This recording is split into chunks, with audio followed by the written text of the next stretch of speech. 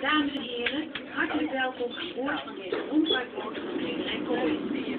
Tijdens deze vaart kunt u met uitleg luisteren van de belangrijkste punten langs onze route. Meine Damen und Herren, Reederei Kooi begrüßt den Bordreis Kirche. Wir schauen uns gleich Amsterdam an. Während der Fahrt erklären wir Ihnen die wichtigsten Sehenswürdigkeiten. Ja, Engels en Duits zijn. We'd like to welcome you on board the Reederij Kooi excursion boat. During the trip, we'll tell you about the most important sites along the route.